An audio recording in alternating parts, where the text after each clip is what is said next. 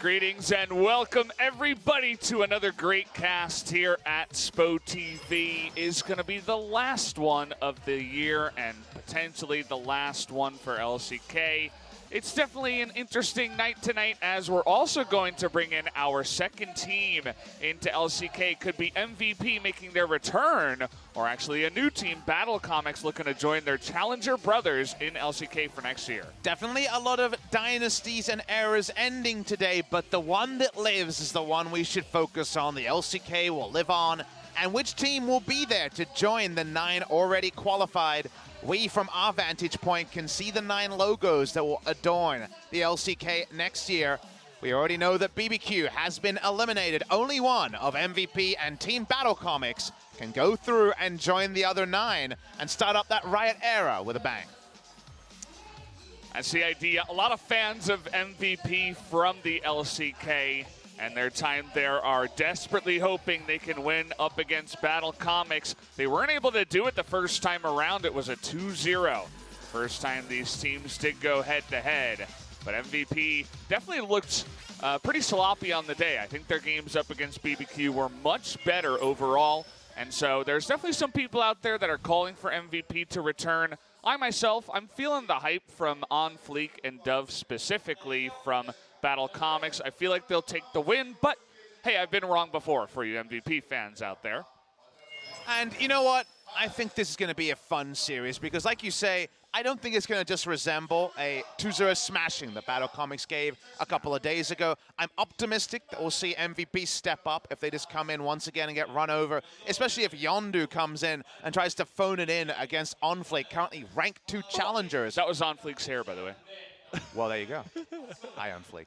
Yeah, he's gone. Oh, I'm excited to watch him. Everyone's coming. also dope. They just want to get involved in this last broadcast here at SPO TV. Can't blame them, of course. Get them on that camera. Get them having fun. Dove and OnFlake, they're probably the 2 to undermine MVP if it is to be a BTC win. It's funny that the 2 of them do walk in front of the camera, just trying to show and foreshadow what could happen here in the future of these games. We had a best-of-5 yesterday, MVP versus BBQ. MVP did take the win 3-1. It was a pretty grueling series. A lot of those games did go long, especially the one that MVP did lose, game number 2.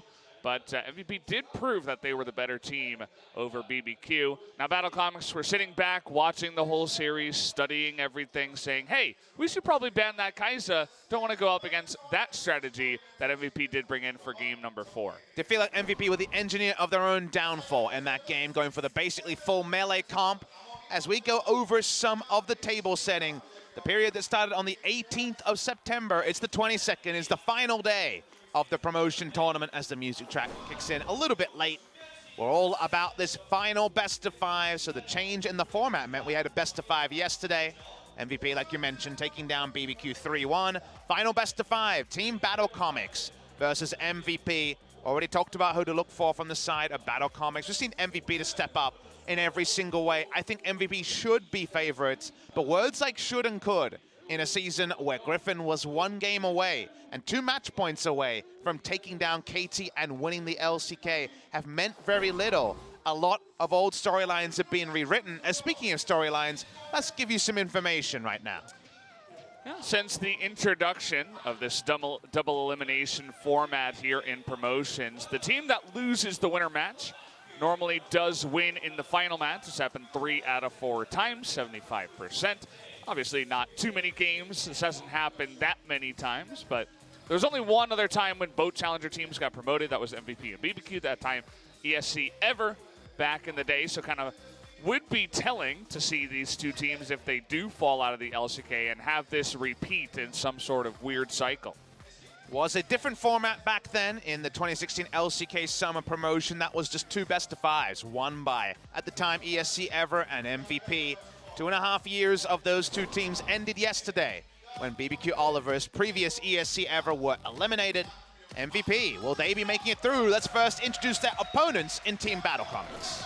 Team Battlecomics, Bitcoin, BitConnect, whatever you want to call them, they're definitely on the rise here. Did go down to Dom1 Gaming, and you can't really blame them. Dom1 definitely were the stars, and the first place team from Challenger certainly looked better than all the other teams we had here in the promotions, but Battlecomics definitely still have to do some more proving to us to say that they deserve to be an LCK. Yeah, they've already been killing memes since before they even came onto the global broadcast. They stopped the Kongdu Spring streak by reverse sweeping them in the first round of the Challengers Finals. And from there, the 3-0 winners, which had a couple of players that a lot of our fans would know. Knight, previously of the EULCS, the mid laner of winners. Malrang, who played in the EULCS as well. Now Battlecomics looking to knock out MVP. Very real possibility, especially if mid lane and jungle, Dove and Unflake pop off today.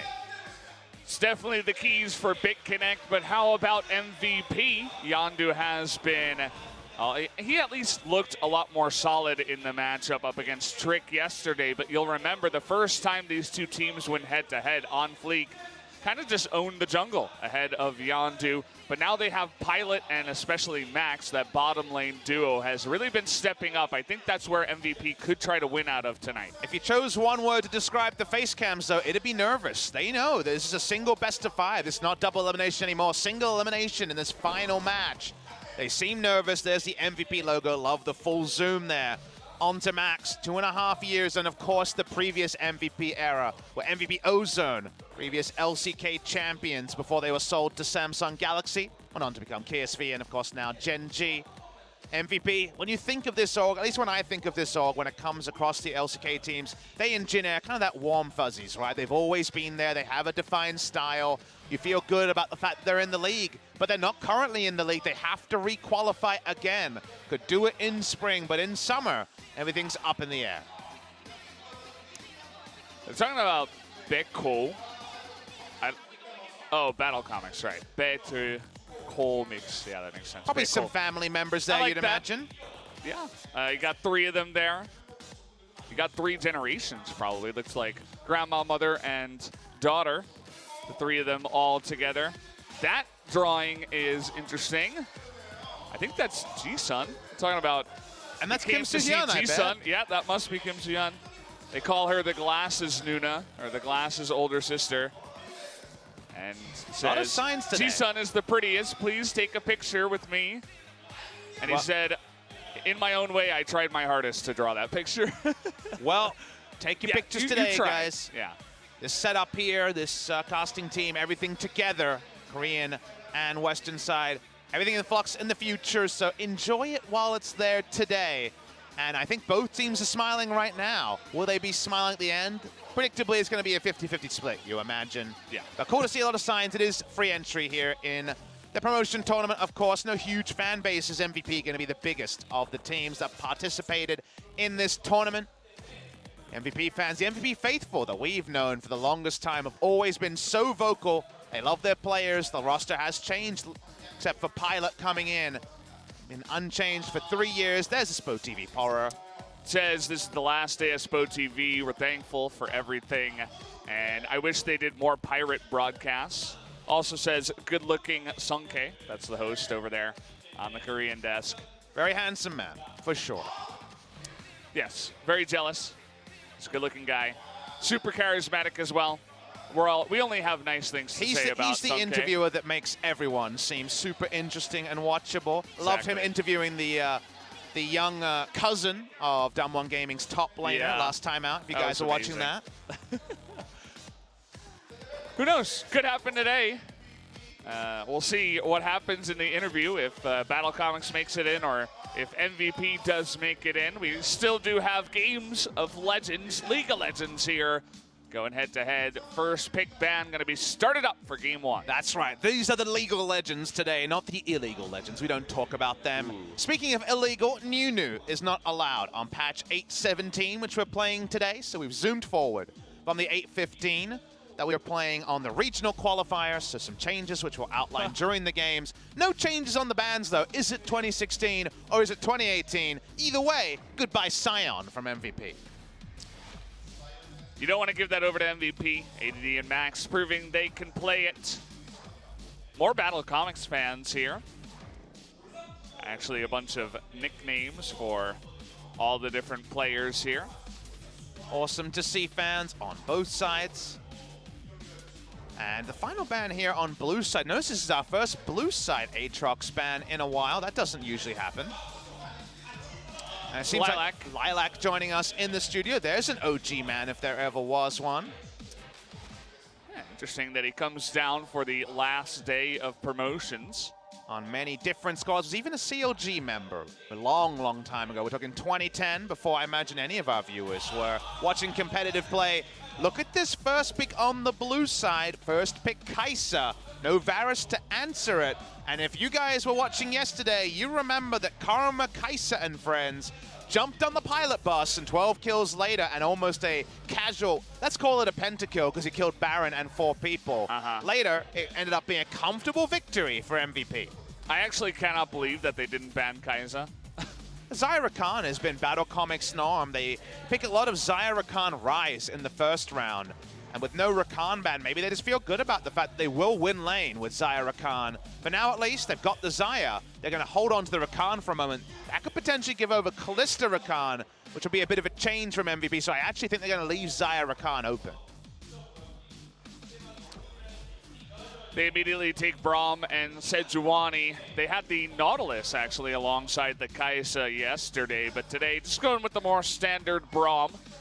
The Zyra Khan seems to be the case over on the right side. You'll also notice Olaf for on Fleek. That's his most played here in the promotion tournament, and definitely a good aggressive champ, and actually going to switch it up and go for the Morgana. That's a very interesting movement, but not so much because of the pairing, but because it's back to Joker on Morgana. I believe this is his first non-Tahm Kench and Shen game, and this guy, who we've explained is the oldest player in the LCK currently, as he is older than Old Man Score, is a Morgana player of many years and of much respect. Whenever I ask Korean pros, what can you tell me about Joker? Apart from his age, they mentioned how good his Morgana was.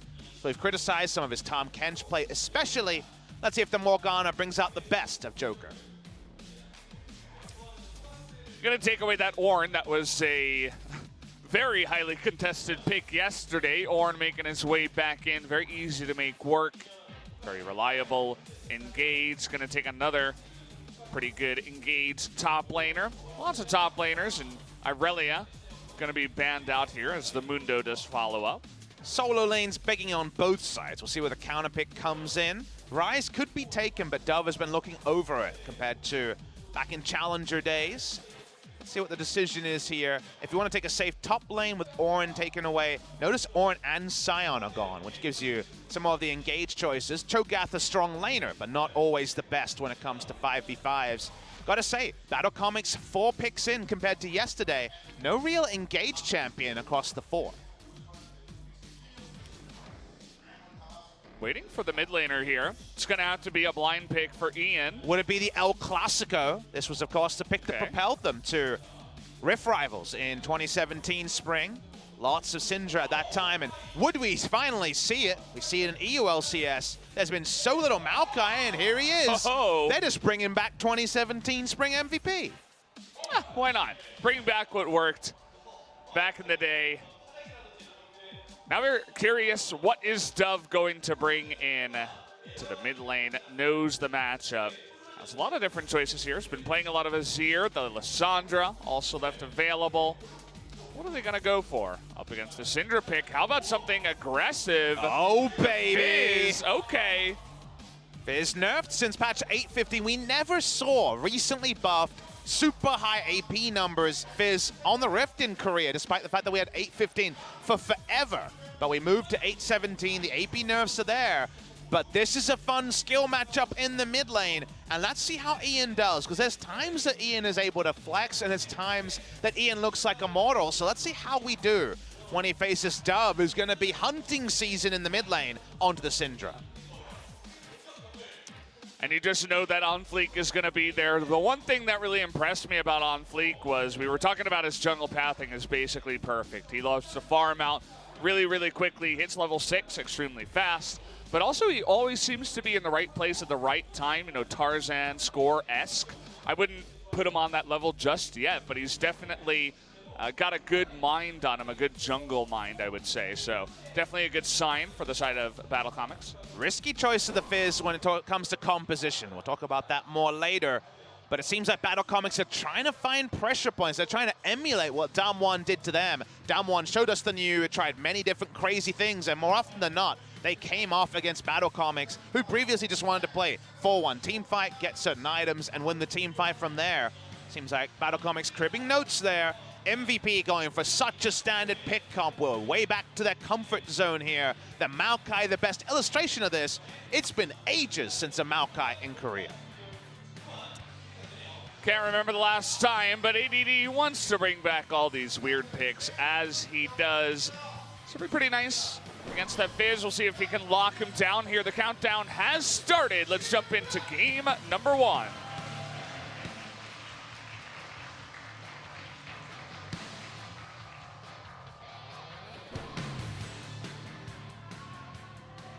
소환사의 협곡에 오신 것을 환영합니다. That's an LCK chant if I ever heard one. Battlecomics still working on theirs. No doubt we'll get one if they make it into LCK, but they gotta make it through MVP first. Not an easy task. The one thing I'm beginning to realize after coming down here for the final match, right? It's for all the marbles. Either you go straight into Challenger or you stay or get into LCK. These fans that came out for both of these teams are actually very, very committed and desperate for the win. You see a lot of people holding their hands together, kind of praying for the idea. Got a bunch of people just screaming their heads off for their favorite team. And certainly there's going to be some broken hearts tonight, as well as some joyous faces as we do get down to it towards the end. Well, kind of the unmentioned thing about promotion tournaments is it's a big drop from LCK to Challenger in terms of basically every metric, right? Fan bases, amount of people that are paying attention to you, pay, all these things fall away when you're not at the highest level. But zooming in on this match, it's been that late invade top side and a potential lane swap here for MVP. Yeah. It had the ability to teleport down onto the Kai'Sa, and Cho'Gath says, all right, I need to leave this lane as fast as possible. Maybe went back to get a control ward, I guess. But he's just full-on recalled her Soar. Didn't get any income whatsoever. He's waiting. He doesn't want to dive. He doesn't want to get just wrap around ganked. But he doesn't 100% know where to go. This is such a weird start to the game. I don't even know what's going on. The Cho'Gath's running it down mid right now. Trying to angle towards the bottom side of the map, but the bottom lane hasn't even left just yet. Well, just remember to lane swaps. He knows he's being lane swapped on. He knows he's going to have 0 CS forever. So he's basically saying, I need to go join the rest of my members' bot lane. I'm going to walk down to do it. How do you play a lane swap? A lot of teams forget, but Soar was there for the lane swap meta before, and now he's just following his jungler. He might pick up some jungle experience, but he's trying to be there for the turret dive. What an interesting start to this one. MVP forcing this, essentially. He can take Rupture, and then if they hit that, the turret dive should be clean. Let's see if they can do it. Miss on the Rupture, and actually dodge on the Binding as well. Hollow not able to get on in there. This is perfectly handled by ADD. Actually, the first blood will go to the Xayah, but here's Pilot, and down will go on Fleek on the backside. 1 for 1. He handles the dive. Soar tried to make the 2016 meta come back when it comes to these lane swaps, but the issue is the ramping damage on the turret is much higher than before, and Hollow basically gets one shot by the turret. In the end, the kill does go to Hollow, and it only ends up being one answering kill to the Maokai, but it's a lot of experience, I believe, going on to Maokai, who was already level 2 in ADD, with the lovely dodge going untargetable on the Binding. Handled it perfectly. You flash the Rupture, you get right underneath that Binding with your own twisted advance, and OnFleek just barely died to the minions. Another change, of course, 70 armor and MR. When you go through and have the W, and the Aftershock proc was very relevant there at level 2, so well handled by MVP. We end up with the same lanes, and amusingly saw doubling the CS of the Maokai. But Maokai is already well on his way to a Catalyst, so a lot of crazy stuff already. But here's the Predator. Zonfleek, he wants that flash here on Ian, gets the barrier too. That was definitely not necessary, as it blocked 0 damage from the gank. That was, oops, definitely a scaredy cat moment coming through from Ian, who's... How about a return? It's looking very possible. On Fleek doesn't play around too much, it seems. He loves to turret dive. Hasn't power farmed this game. The Sejuani and all the madness actually has a camp and a little bit advantage when it comes to the jungle numbers. Dove knows at the moment he hits level 6, he's got double summoners and a lot of kill pressure onto Ian. That's going to be one scared Syndra. I wonder what he's going to go back and buy, but it's probably not going to be pretty regardless. Maybe just a Null Magic Mantle, try to stay alive in the lane, but you just have the Olaf return. I think it's going to be up to Yondu as well to try to help out the Syndra. Just hope that he does not get dove underneath that turret. And you talk about that as an option, but it actually needs to be the reality, because you consider the team comps here. We're kind of alluding to this when the Fizz was locked in. Consider the Fizz in a team fight where he throws down the fish and worst case scenario, it gets stopped in its tracks by Braum and nothing happens. Best case scenario, one of these tanks is going to eat it up, right? It's Maokai, Sejuani, Braum. About the tankiest frontline we've seen in a very long while. Urgot looks at these guys as, man, I'm tanky, but I don't know if I'm this tanky. So we have a ultra tanky frontline, and that means Fizz very unlikely to do too much. Meanwhile, MVP, both their threats can push damage through a frontline with Scatter the Weak, and also the Kai'Sa being able to skip past a frontline. So I think front-to-back teamfights are basically auto-won by MVP if this is an even gold game from mid-game onwards. So camping mid, getting the Fizz fed, and starting a 1-3-1 is probably the only win condition, not the central win condition for Battlecomics. Given that reality, make sure that Ian does not die before his summoners come back up. Look at the items that he picked up, just Sork Boots. That's going to help to dodge the fish, but it's not going to give him much survivability. Yondu here on top of a ward, actually. Cho'Gath Soar will make his way down, secure that Scuttle Crab. Nice vision control so far by Battlecomics on the top side of the river already. And yeah, this is it. I mean, Yondu's just going to have to sit around here and say, hopefully you don't gank my Syndra, because this is the obvious moments where they would like to get the kill. And this is definitely the right thing for him. Basically, Yondu's job is to farm Raptors and Wolves and then come back mid lane. That's really what he needs to do. The only camps he can go to are the ones that are generally in the right direction. When barriers back up, which is about another 15 seconds, he can be a bit more liberal with moving around the map. But given, again, how Battlecomics have drafted, where they've really made it all about the Fizz snowballing or kind of losing from there, very important that Yondu just keeps on his primary objective of keeping the Syndra alive.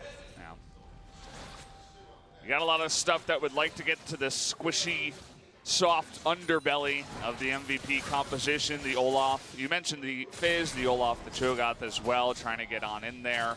Xayah's going to be hitting tanks in the front line. It's going to be really hard. We saw Xayah versus Kai'Sa yesterday. Didn't look very pretty once the game got really late.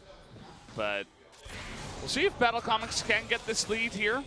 They can get it started. So far, things are very even across the board, even after that really wonky start we had in this game. Here it is. Fizz is going to miss. Still going to think about it here, though. The Predator is on, and, well, okay.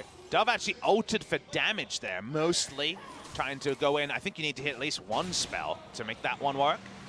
The fish goes wide. The window is now snapped shut for a while. And by the time the fish is up, the flash might be up as well. It's bot lane. Trying to flash on in there was Joker. Pilot gets extremely low. Yondu is over a ward, but he's level 6. Gonna try to land that ultimate, but it does go wide. The party prison in full effect for today.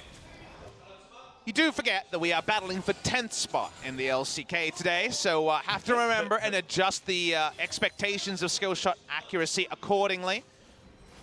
Bit of mulligans, we would say. If we're playing golf, you get another shot. You only get one mulligan, though. MVP in Battlecomics, I'm hoping for the level up on the next ultimate. So speaking of ultimates, Dub doesn't have his, but he's here anyway. Max could be in a lot of trouble here. We don't have the fish ready for Dove just yet, but together they could do a ton of damage. Already the Ignite coming on in. Binding does land 2, but it does not matter. They're just going for this turret. And getting the turret and accelerating the game may not be a solo kill in the mid lane, but it still plays that win condition. Do notice that this is a shared gold bounty here. We're not able to give solo gold to anyone. I guess Dove is probably the person you'd go for over anybody else involved in the kill. Doesn't happen. They back away with the turret. We've seen Battlecomics already attempt one macro play, and it kind of had egg on their faces trying to dive the Maokai when he was level 2. Let's see how they use a pre-10-minute turret and keep the game pace up. Like the small roam on down there from ADD, and actually a pretty large wave was in the mid lane pushed in by Ian in the roam from Dove. So even though he picked up some of the farm, some of that turret gold, he did miss some of the XP and CS, the gold in the mid lane. Hollow has mainlined his Stormrazor as the Berserker Greaves rush, going reckless style from Pilot, has of course slowed down that item. Hollow feeling pretty good about the amount of burst that he's going to have. Battlecomics are actually returning bot lane. I imagine the Infernal Drake is what's keeping them on the bot side. Look at all the pings right now on that Drake, right as you say. You can't even see what's in there or who's in there. There's a Morgana on top of it, trying to clear out the vision. That's what all the pings were about. No wards in the pit currently, but certainly on Fleek is ready to go. Gonna put it down. Take a look at all the vision here from Battlecomics. There's 4 wards to the right side of Fizz. There's now a control ward on the Dragon as well. Basically, do not have an idea this is going on. They may just go for a trade, though, as they are going in for the Rift Herald is Yondu. Definitely going to be a freebie Infernal, but just the fact that Yondu feels confident enough to start this lets you know that they think they're trading. They're aware of the Drake being started, but no real way to answer it. Ian went sock boots and not defensive, so he actually has some threat. And MVP are here first, but Predator's props, they're not giving this one away for free. How about double TP from the bottom lane? All of a sudden, Max and Pilot are here. Battlecomics got to be real careful about getting in there. They do successfully reset the Rift Herald. Is going to restart up, though. As MVP with 5 members, they are desperately going for this Rift Herald. Would love the objective. Do notice that most of the vision placed is bot side from Battlecomics, so MVP are actually not playing around a weak area.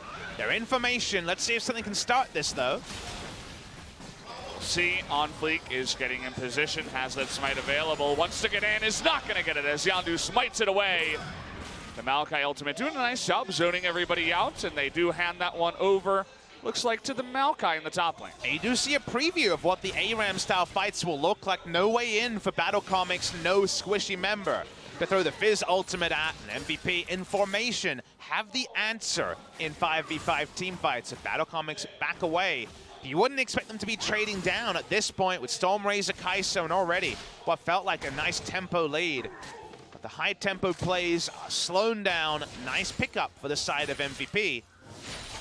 And that's able to stabilize the game, which was a danger if the second turret rolled down, of snowballing too quickly for MVP to get their items together. Hollow himself able to take this time and buy his own Berserker Greaves after that item. Still don't have any buy here from Pilot, actually. Went straight up to the top side with this TP, walked all the way down into the bottom lane. So he's going to be pretty far behind when it comes to dueling that Xayah. Looking for Joker here, but he does have that blasting plant to get out of dodge. I think for sure he has the gold for Stormrazor at this point, but just can't back because trying to protect the red buff. That's a scenario where you back in vision on the minions coming in bot side, and then your jungler rages about his red buff being stolen, but at the highest level, back timings are a more coordinated thing, not so much about wanting that selfish pickup for yourself.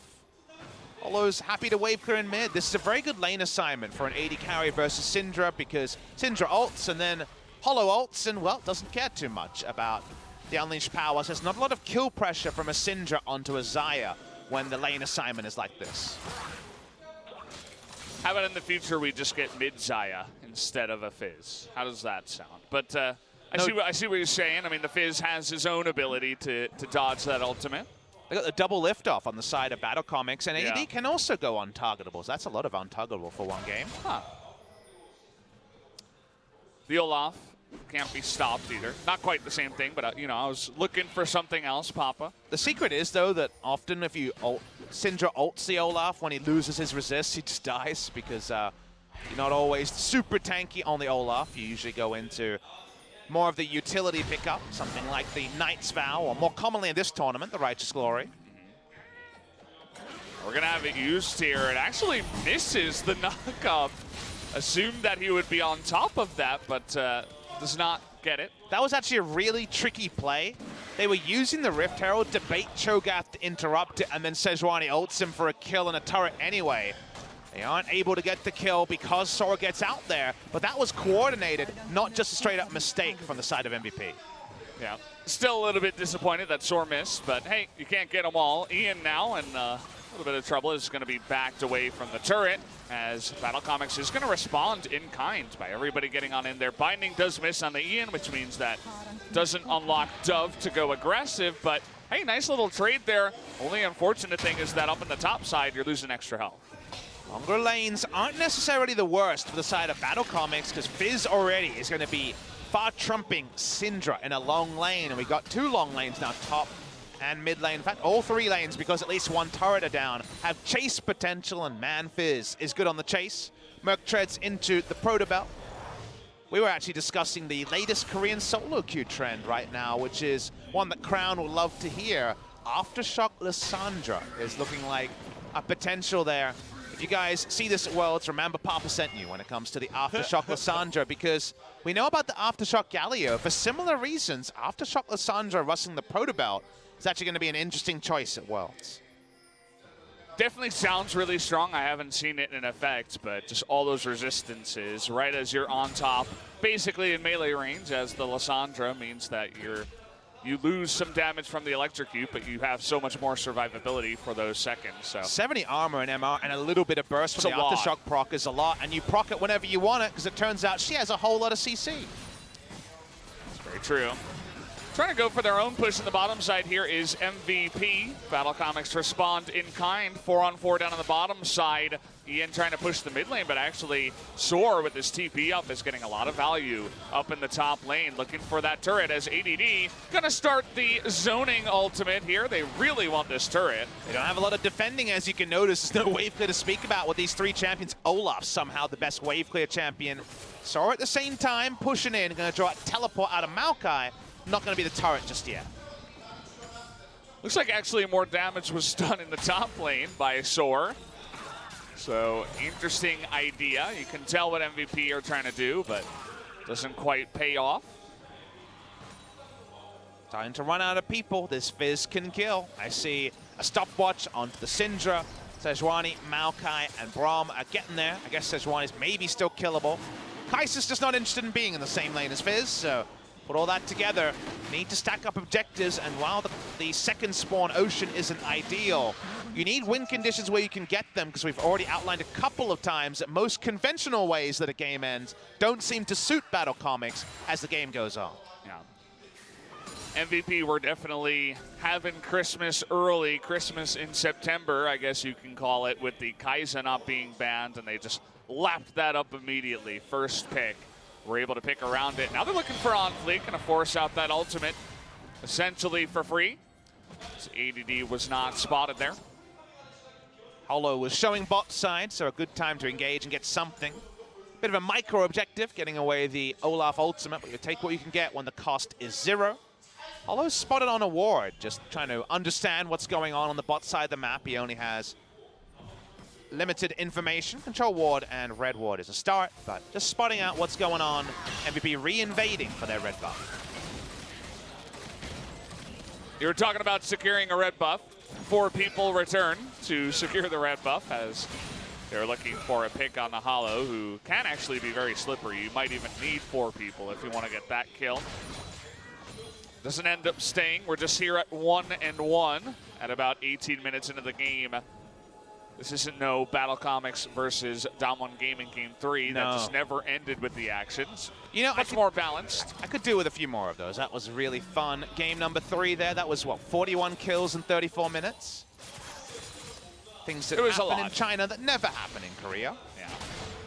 Now we have 2 Abyssal Mask top laners hitting each other. The fun never ends, Valdez. Okay, TP is coming in as Battlecomics actually looking for some kind of a flank. on the backside, but now it's actually ADD versus Soar here. The feast not available for Soar, but you got two other members coming on in, and it looks like they went a little bit too far. Do they have the damage to take out ADD? Absolutely, with the Olaf and the Fizz coming in, but the rest of MVP looking to join on up right now. TP is going to come in as the prison does land, but no follow-up from MVP. Pilot could have ulted in, but it would have been a one-way trip and a 1-for-1, killing the Cho'Gath, who doesn't choose to pull the trigger. Battlecomics in formation. The item's not complete yet for MVP. Nice moment for Battlecomics. Yeah, definitely a good one. The idea was there, but they didn't quite see the rest of Battlecomics coming up the river, especially those two very dangerous members, the Fizz and the Olaf. They had no vision in the river at all, and they were chasing into a blind brush, so I would say definitely got to be a little bit more careful next time around. Remember, this play was started by MVP, and you got to credit Soar. Again, if there's one thing this man can do, it's teleport and play tanks. He never uses his flash. So many people would have used their flash when they knew they were being flanked so far down the lane. He takes the comms, knows his team is coming, and never actually uses his summoner. Like we mentioned, Pilot could have gone in, but it would have been a one-way trip. Yeah. So he chose to hold on to his summoners and not go for the 1-for-1. The interesting thing about that was I just said there was no vision in the river, but actually the Scuttle Crab was there and the Fizz walked over it. There were multiple pings that said, hey, Fizz is coming. I think they thought it was only Fizz, though, because the Olaf used the blasting plant and was out of vision. So they were only thinking about a 2v2 when, in fact, it was a 3v2. So nice sneaky moves there from On Fleek. And again, Battlecomics need to keep making these, they need to keep trading up. Because MVP finds 3 kills there, maybe just compositionally wise, Battlecomics throw up the white flag and say, okay, maybe game number 2.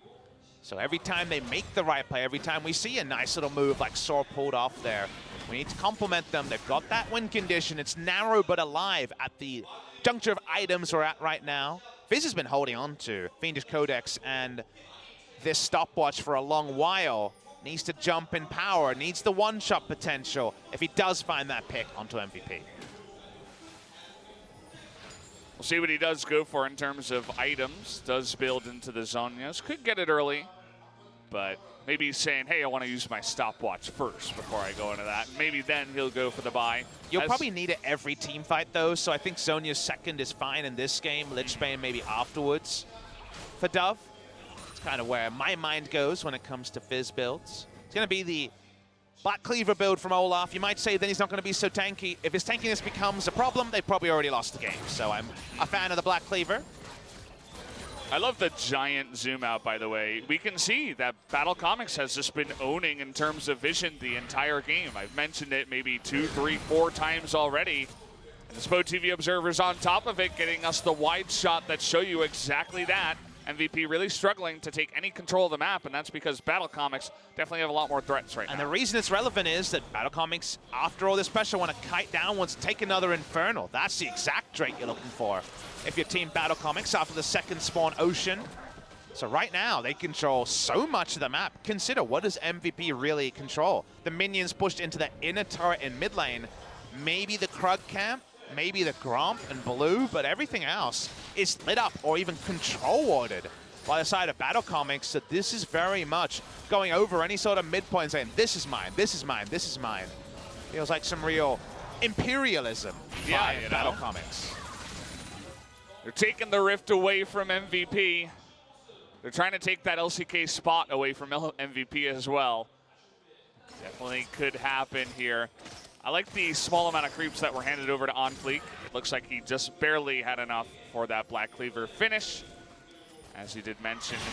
And now we have the timing. We could actually have a fight, as there's no way MVP want to give 2 Infernals away to Fizz, Xayah, Olaf. Definitely a scary thought. Going to be started up here. The side of Battlecomics should have our first big 5-on-5 fight here if MVP do want to challenge, but actually taking a little bit of time. Joker in position, trying to get on in there. It actually does reset. In goes the party person, is going to hit, but it was not going to matter. Joker a little bit out of position here. They're just going to trade the kill onto him. Battlecomics pick up their second Infernal of the game in trade for only 1 kill. MVP also have positioning on mid lane, and Battlecomics wave clear is only Xayah. So this could actually be a mid lane turret. In that case, MVP actually get a pretty good trade. Able to force Battlecomics completely out of position. Double Infernal does muddy the waters, but I still stay staunch in my belief that there is a timing where Battlecomics just can't penetrate through the insanely tanky front line of MVP. So in the end, this is about as even a trade I think you can get after all. Good smite there by FLICKR. Secures it. Joker not sure about the positioning. Maybe you land one binding, but you're a Morgana against a bunch of tanks that can jump on you with just one click, and a Kai'Sa who's immediately going to follow up. So got to be careful about not getting caught. Seems to be Joker's thing here in the promotion tournament, at least, getting caught. Not really the thing you want people to remember you for. No. If he was to be eliminated during this match, I guess that would be, in fact, the storyline for him. Zhonya's done for the Fizz, so all about a one-way trip, hopefully, to find either Ian or Pilot. Basically, the items don't really get any better relatively for Battlecomics. They've got 2 items on most. MVP has some good items themselves, but this kind of has to be the time where you go for the Feast or Famine play. Notice that it is not a Banshee Veil second for Ian. I think in most games, that's where you would go. He's just interested in not dying to the Fizz and will actually go Zhonya's against Battlecomics for the ability to drop that Fizz ultimate. Definitely is the idea. If he doesn't have his team with him, he's dead anyway. Zhonya's are not. But if you're going 5v5, you're playing backline Syndra, and you only have to survive against one thing, the Zhonya's just going to be perfect. So, like the item choice, Battlecomics would really like to get this game going a little bit faster. You know, maybe some more objectives on top of the 2 Infernals. Easy objectives are mostly gone down, so to now, it probably has to be a Baron play, which I think MVP will find it a little bit easier to try to repel. Cho'Gath pushing in the bot side for Battlecomics. There is some TP wards, you'll notice, around the blue buff area of MVP. FLICKR, good read there. Knew that the Kai'Sa was around. And is still actually getting pretty aggressive in here, looking for a target with that Predator that did just, well, is just barely now coming off. He's overstaying a little bit, trying to clear this control ward alone. Joker can walk up and give him a black shield. It's not going to be as big a point. They back away. They got some TP wards. Fizz starts chasing onto the minion wave. And now we're seeing a lot of people coming for ADD. It's going to be that 2-on-1 onto Soar. We'll see if they can actually get it. You see, Soar is just unbelievably tanky. Pilot really doesn't have the items just yet to stick on to him for that long and doesn't want to overstay. Lets Battlecomics go directly for the Baron, and so they let him go. While it's a 2-item Kai'Sa, remember that the majority of that was him stacking the Ginsu Rage. If he's able to pre-stack, he'd do a lot more damage in a short amount of time. By the time he had 6 stacks, the Cho'Gath was fully disengaged. So, nice little escape there from Soar. Battlecomics use this time to push up the minions, but not even going to get the inner turret. They've got a nice control ward triangle. Don't have one on the pit, don't have scuttle control, so MVP can still back away and not be as worried about Baron going down. Yeah, if the scuttle wasn't there, 3 people backing right now, they could have maybe just rushed down the Baron. But probably if MVP didn't have that vision, 3 people wouldn't have been backing. So kind of chicken and the egg there. You see the scale of this is not that large. It only got to about 2,500 ahead for Battlecomics and has now settled around a nice 2,000 gold lead, which isn't half bad for MVP nearing 30 minutes. It's a sort of game where if MVP were throwing themselves into the action and Battlecomics were getting advantage in that, we'd criticize MVP saying, you got the scaling, remember how you win this game, take it easy.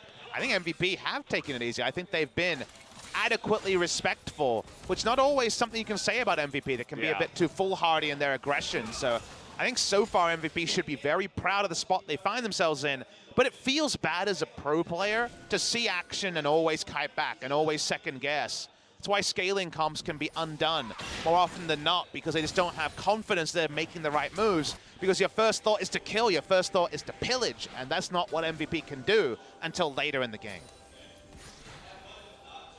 They're happy to sit back.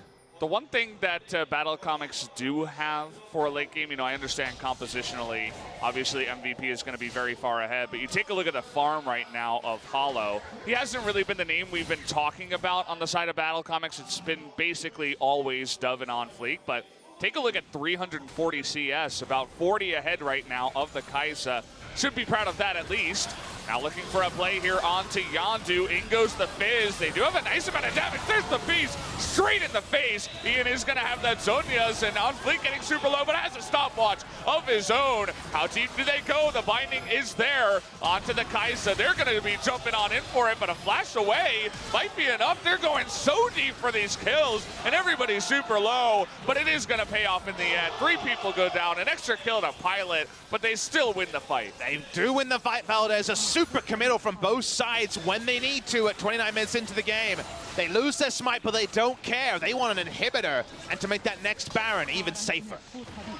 Thinking about the inhibitor, decide against it. Actually, Pilot and Max going for a greedy recall there. I think they should have backed. Maybe they could have saved the turret, but let's take another look at the fight. Battlecomics say their time is now, and I didn't even know they would get the kill here, but Sork gets the Rupture and the Feast, and while everything was set up for there to be not enough damage to the Unbreakable to pick up the kill, it still comes through, so nice play from Soar, who's been complimented again and again for his TP plays. Pilot gets 3 kills, and that could be consequential. Pilot walks up, as we see in the picture-in-picture. MVP now know that their job trying to defend the Baron is a taller task. Pilot trying his hardest to carry this team right now. Picks up a 3rd kill on the back of that. So actually a nice chunk of gold just handed on over to Pilot. In the end of the day, does the most damage, was just shelling down on Fleek as he went super deep in that fight. And, I mean, now he's on, I think it's 3.5 items already, so you got that Kai'Sa nearly online, basically already there. But you can't just copy-paste the Kai'Sa that went 12-2 and got a quadra kill and Baron into this game. There is no Ardent Sense of Karma. There is no Athene's Unholy Grail.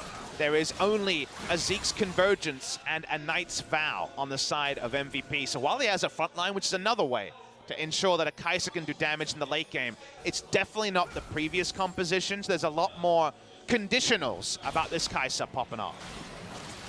Just used his stopwatch in the last fight too, so now this very important Baron fight could definitely go the way of Battlecomics. If, again, they can get into that back line. We were talking about Joker's Morgana. He hit the binding to lock down Pilot and nearly kill him.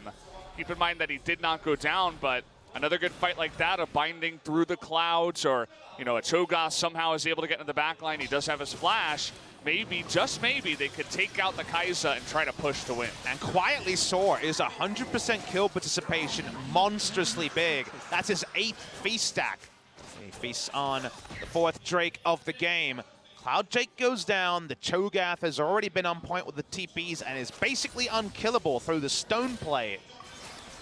See if somehow the unsung hero is going to be the Cho'Gath here in this game. If anything like you mentioned happens, even a silence onto Pilot will be so big in a future fight. We've seen that many times before. I believe that happened in the Gauntlet. Forget exactly which one that was. Actually, maybe it was Sword in the finals. Yes. His Cho'Gath silence to get Def's Jinx in the backline. I remember that. So Game number 1. yeah, it was a big Cho'Gath play. Sword definitely carrying a bit there and carrying a bit. But Sword trying to live up to his older brother Sword, I guess. It's kind of funny how those names sound similar. 2 big Cho'Gath players. We'll see what he can do as the game goes on. I'm just really happy to see Soar asserting himself well. He was on the Sonic Boom squad in 2016 spring. That might have been the poorest performing team in the LCK era. They really, really struggled, and Soar never really showed much. Here is Soar, who's in that tricky spot, but Pilot's going to take a long while, as you can see, to do anything to him. I'm like, what tricky spot? You mean the one where the Cho'Gath walks away? He does have a teleport, but look at the closest ward. Is nowhere near the Baron. They're going to start it up. This is double Infernal as well. Gonna have to get on in there with that killer instinct. Can they get in range? Joker zoning him out here. The smite is good. A little bit late, albeit, but they're gonna get that Baron. And now the quest is just to get out with the Baron. Thinking about turning it here. Duff looking into the back line. Pilot gets extremely low. And the Zonius does come out. Ian doing a job in the back line is going to take out one. Gets that Zaya. But in the end of the day, Soar finally makes his way in here. Dove still alive on this fight, and they do get another kill. That was a really good play by Joker. Binding into ult, just interrupts Yondu for an age. Oh, okay. Back is successful. Soar can't know how close he was to interrupting that back. Gonna watch the replay here. Look at Joker, who's on a ward to start. There's one over the wall, and he knows his job is, I'm just gonna stop you from moving. And I would say big success in that. The only thing that comes into the pit is the Glacial Prison, and it gets there after Baron is dead. Take a look at Hollow's damage, just shredding through Max and ADD. Eventually he does go down, but got the Maokai at the last side, gets the 1-for-1. Joker did his job. Ian gets way back into the back line. And I love how Battlecomics at some point halfway through the fight, they're like, wait, no, we can actually maybe take the fight here.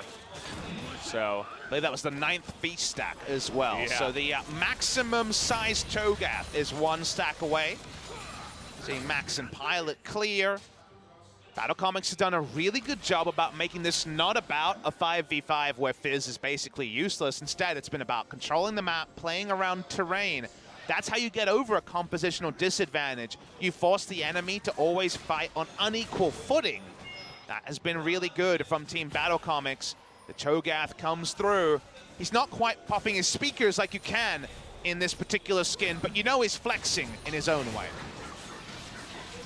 he's a big boy, that he is, and now with that huge wave in the mid lane, they're going to be able to take out this inhibitor eventually. They're going to let the minions do it.